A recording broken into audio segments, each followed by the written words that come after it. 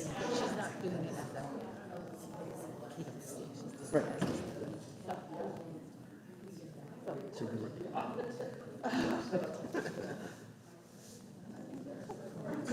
Yeah, I suspect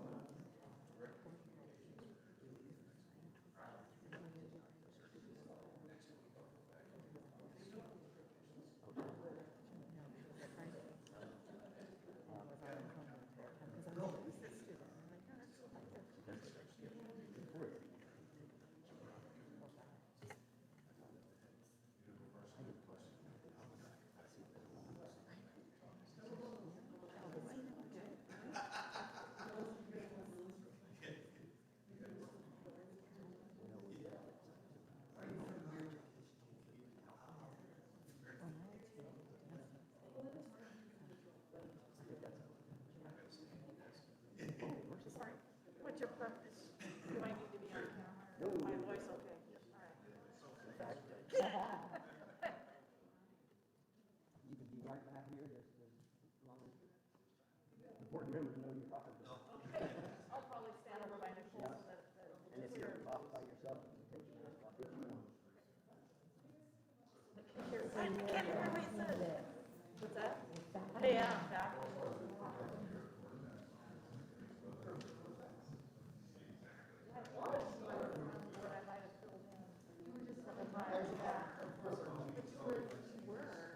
Yeah, yeah.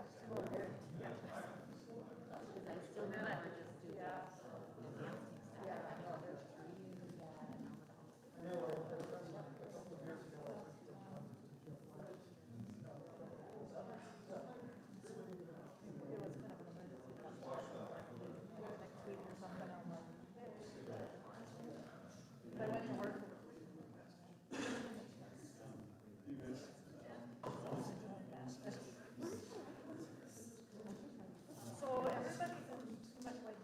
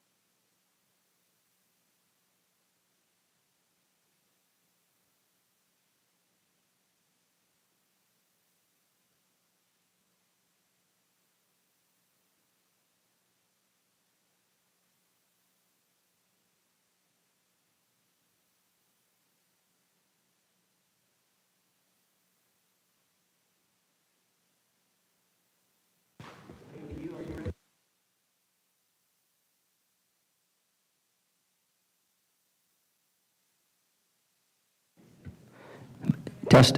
Testing, 1, 2. Test. Okay, we're good.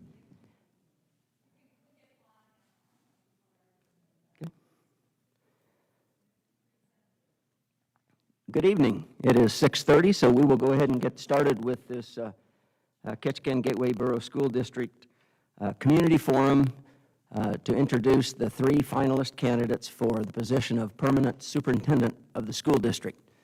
We appreciate you being here. Our first order of business is the clerk is going to call the roll of the board members who are present. Here.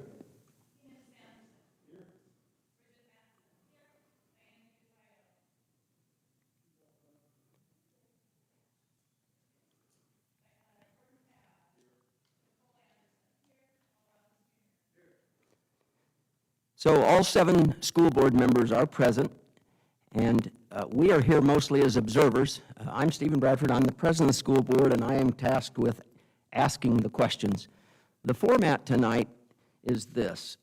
For the last week or so, week and a half, we have been requesting and compiling questions to be asked of the superintendent candidates, and those have been routed through our HR manager, who has compiled them in to this packet that is still sealed. And I have not opened this packet yet, but we wanted to make sure that the packet was maintained as confidential and no one had access to the questions. She received over 140 potential questions, and obviously with that many there were some duplicates. She's narrowed them down, and I think she told me there's about 36 in here. Now, if we allot 2 minutes apiece, even at 3 minutes apiece, that would be 10 minutes a question, and in an hour and a half, we would only get to 9 or 10 questions. So we probably will shoot more for a 2-minute answer than a 3-minute if it's appropriate. But if it is a detailed question where you need more time, we certainly understand that. But we do want to get through as many questions as we possibly can. And we also want to express our appreciation to KPU for taking this out live over KPU TV channel 685.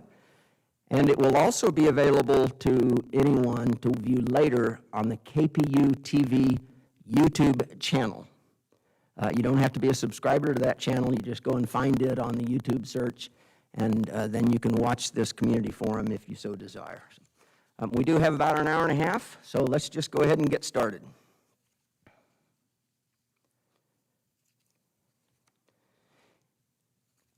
You know, I ought to introduce the candidates probably, and my apologies.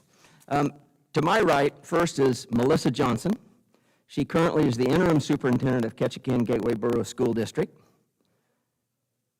Second from me is Michael Robbins. He's currently the site administrator, which I take to mean principal, of the Nelson Island School in Tooksik Bay, Alaska.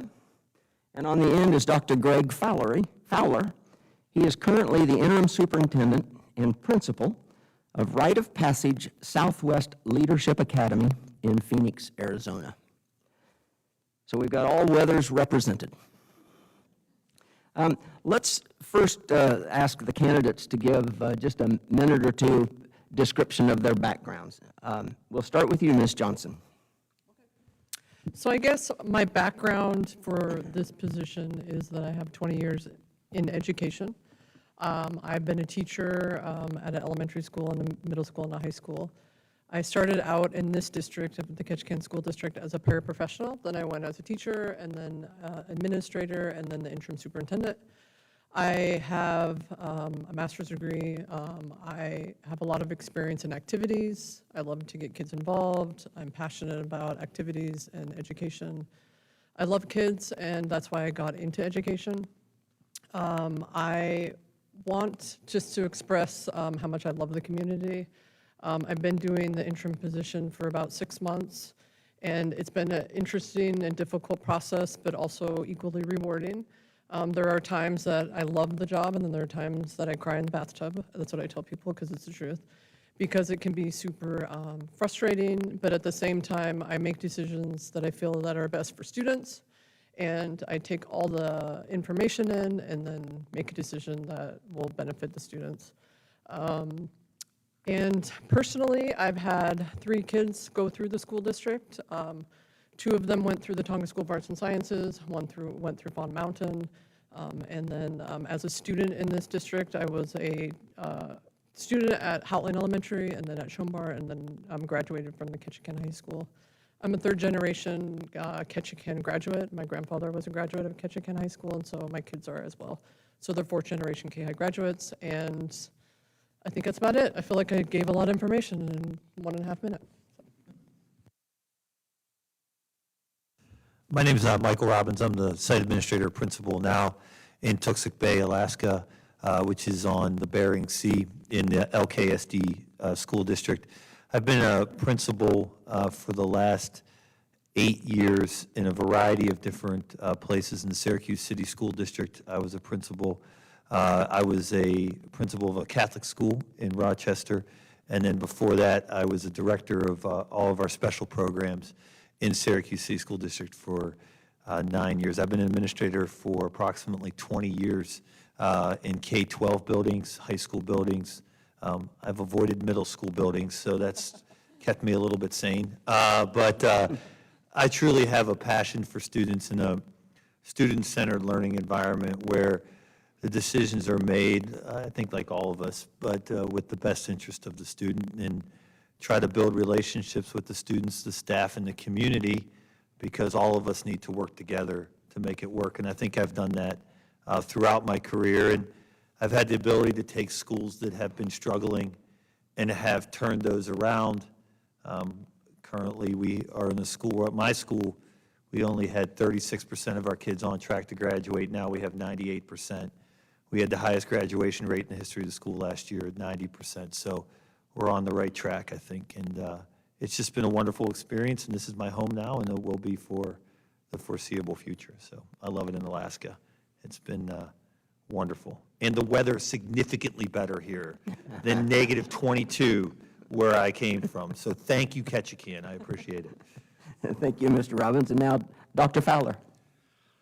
My name is Greg Fowler, and I want someone to please come up afterwards and tell me what that is outside that's coming from the sky. That's, I think it's called rain or something like that. So coming from Arizona, I've seen more rain in the last 24 hours than we've seen a year out there, so that's been interesting. I've spent the last 22 years as an administrator in education. I've covered everything from the K-12 on the public side and everything K-12 on the charter side as an administrator. I've taught at every grade level as well.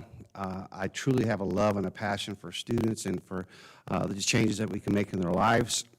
Probably one of the biggest things for me is just trying to make a difference in the community, and that's one of the biggest things and the attributes that I bring to the table. I'm real big about getting out of the community, helping the community be part of the school, and helping the students understand the significance of education. I've got a doctorate in educational leadership. I've got 2 masters, 3 bachelors. That stuff is all aside. I started off wanting to go into law school and then switched off along the way to get into education itself. It's been the most rewarding thing I've ever seen. I've spent the last 32 years in education altogether, and it's just a fun and exciting experience for me. Thank you. And now we will ask questions that were compiled and submitted by community members, and we will address the first one to Mr. Robbins, and then we'll just rotate in this same order, and you'll all answer the same question. So, the first question is, if you're selected as KGBSD superintendent, what would you like to see happen early on in your first 100 days being in the position? I would first like to introduce myself to the community because I'm not from the community. So I think within the first 100 days, I'll give you a story. When I landed in Tooksik Bay, the first thing I did was put my bags down, and then I went down to the tribal government office and introduced myself and started a relationship with our tribal government, our city government, and I would do something very similar to here in the first 100 days, get a sense of where our buildings are at, what the principals are at, what they're passionate about, what our teaching staff is, and where the gaps are, and then what we do well, because every school district does something well, correct? And so build on what we do well, and then find some of the challenges that we have, start to address those. But really, in the first 100 days, you're just trying to get your feet on the ground, find out who, the prominent players, and talk to those people and understand where the community is. And I think if you do that, then that sets you off on a good place so that we can all move forward as one and move together as one. Thank you. Dr. Fowler, do you need the question repeated? I think I'm good. Thank you. First 100 days, and I'm not saying this in a humorous way, I literally would go to Melissa and meet with Melissa and find out what she's been doing over the last 6 to 8 months here at the school, find the areas that she thinks might need to be addressed, the areas of strengths, and start putting together a strategic plan on how things need to look. I also think it's very important during that time to put together a dynamic team that we know about the strategic plan, put it at the focus of everything, and start putting together the processes and programs that we need to ensure that we're meeting the strategic plan itself. I would go out in the community, develop relationships. I'm a pastor as well, so that's one of the big things for me to get out and understand everything that's going on with the community, start pulling together some parent committees, start pulling together some staff and student committees, and really get a good pulse on everything that's going on. And I would hope by the end of that 100th day that we've really taken a step back. We've put together the plan that we're going to need to move us into the direction that we want to go and to achieve the goals that we need to meet. Thank you. And Ms. Johnson, first 100 days. Thank you. Well, I think the first thing is develop a plan for our staff and student morale. I feel like our school district right now is probably the lowest morale level that it's been in due to COVID and coming out of that. So I'd want to come up with a strategic plan to, get people excited about being back at work and then students being back at school. Another thing that I think is very important is the social and emotional learning of students. I think that we need to develop a robust plan, K through 12, to make sure that we address issues. I think also is developing a plan, which I'm going to be working on cultural awareness in our district, and making sure that we don't continue or make mistakes when it comes to cultural awareness, and that's of all cultures. And I think it's important that we work with different organizations to make sure that we strive to develop a plan that all kids feel included social and emotionally, and then also within their culture. So that's what I would do in the first 100 days. Thank you. Next question will be to Dr. Fowler. And this is going to be a two-parter, just to warn you. So, eliminating achievement gaps is a must. What approaches have you used or will you use to tackle this issue? Matter of fact, we were talking about today with my staff back home, we've created an MTSS wall with 32 different interventions on that, and that's meeting the needs of all the different students that are coming into our school. My average 17-year-old that comes into my school is at a 3.2 level with English and a 3.4 level with math. So the achievement gap is definitely there on what we're going to need to do to get them up to the level they need to be. The concerning thing about that is just like here in Alaska, you're getting tested on them being at a 9th grade level or 10th grade level, but they're still at a 3rd grade level, 4th grade level. So we start putting together processes, programs, and people to ensure that we're meeting the needs of our students when they walk in. We take data. Data does everything at our school. We don't make any decisions at all without data. And so we're sitting down and making sure that the things that we're doing are definitely meeting and the needs of our students that are coming in. Thank you. And the follow-up portion of that is, what leadership and guidance will you provide to ensure that those approaches are properly evaluated and adjusted over time as needed? Well, we went around to all the schools today. One of the questions I was asking all the school leaders is, where's your data? Where's your MTSS wall? Where's your RTI stuff?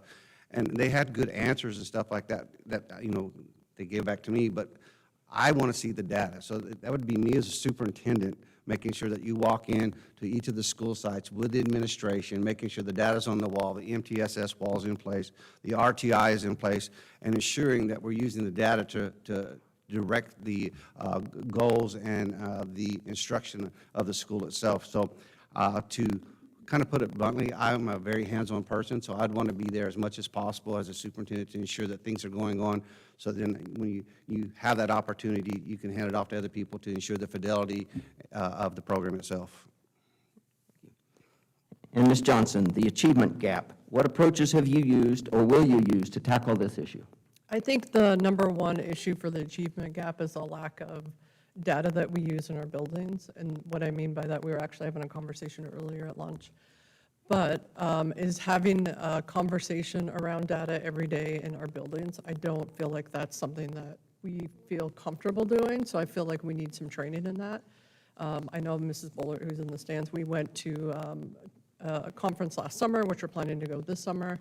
And I think that maybe at certain schools they talk data, but I think district-wide we need more of a common language to make sure that we're all speaking the same language on how to help students. When I think of the achievement gap, I think of just looking at our tests or our scores on the graduation rates, and the big gap between achievement of the general population is a low socioeconomic group. And then also within that group, the subgroup that's the highest is the Native American group. So I think we need to develop a plan to work with that specific group to develop something that will be achievable for them. So right now, I feel like we're dropping the ball on that when it comes to this big a gap between the general population and the low socioeconomic, and then the subpopulation of that, which is the largest, is Native American population. But I also don't think that we have a strategic plan to work with that, which is something that I know that is a gap that we need to develop. And I don't remember the second part of the question. The second part of it is, what leadership and guidance will you provide to ensure that the approaches are properly evaluated and adjusted over time as things change? Okay, I think that conversation would happen in our administrative meetings, and then also be a part of people's data meetings. I know when I was at Tonga School of Arts and Sciences as a teacher, it was a part of our common language, and it was things that we used all the time. And so it was just making sure that we're following those guides by making sure that we are using the same common language when it comes to data. And so for me, it would be having conversations with our administrators to make sure that we are having those conversations about data on our early release Fridays this year, which will be early release Wednesdays next year. I think that we need to develop professional development on how we do data-driven instruction, and then we need to also make sure that we support our staff and teachers, that they know what the expectation is, because the worst feeling as a teacher, especially in Ketchikan, is to add one more thing onto our plate. And so it's just making sure that when we add this onto our plate, that we have a strategic plan to help guide us through the process of that. So it would start on level 1, and then it would continue on until it's just a conversation that we would have in a normal circumstance, and I think right now that's the biggest gap. Thank you. Mr. Robbins, eliminating achievement gaps. What approaches have you used to tackle this issue? Well, I think the first thing is you have to try to identify where your students are at. And so you can do that through a variety of different testing measures and the professional art of teaching to find out where those students are at. And then how do you get those students to be where they need to be? And there's a variety of different methods and methodologies that you can do that with. And if you are successful, what made our success possible where I am right now is we were be able to identify where our students were and then provide interventions quickly and in small group fashion to make accelerated gains, right? So if you have a student who's behind, incremental growth is not going to work. That's not going to catch students up. So you have to accelerate them as best you possibly can, and you have to make sure that the interventions that you have help accelerate kids. And that's what we had to do when I took over, and that's what I've done throughout when you have turnaround schools or you have students who are struggling. And then the other thing I think too is, and I know this is more of an RTI question, but you have to continue to make connections with those kids to keep them after school, keep them engaged in the learning process. And so the higher your engagement level is throughout your classes on a daily basis, the more that they're going to make up that gap when you have that. And that's where your SEL programming comes in. That's where social emotional learning and the connection with students and connection with that caring adult comes in, because they're going to hit that wall academically. And so what are they going to do? And if you don't have a relationship with that student, then they're just going to hit that wall, and that's going to be it. And so you have to have that as part of your plan. Any MTSS plan you have looks at the data, but it also has to look at, do you have a caring adult in that building to make sure you help those kids when they get through that academic wall. And the follow-up is, how do you evaluate those approaches to make sure that they are working and adjusted over time as conditions change? I think that you have a variety of different avenues in which you can do that. Obviously, you have the raw numbers of MAPS testing or Ames-Web's testing, which is what you're in this district you do, but also what we do in the state of Alaska.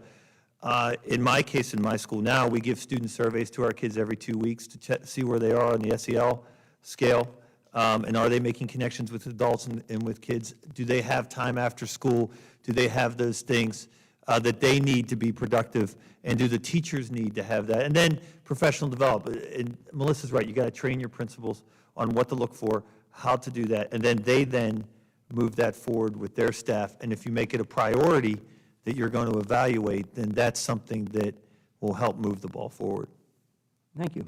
Our next question, and Ms. Johnson, you will take it first. The question is, do you believe that teachers should be evaluated based on annual changes in student achievement? If so, how would you measure it? Do I believe teachers should be evaluated on student achievement? On annual changes in achievement scores?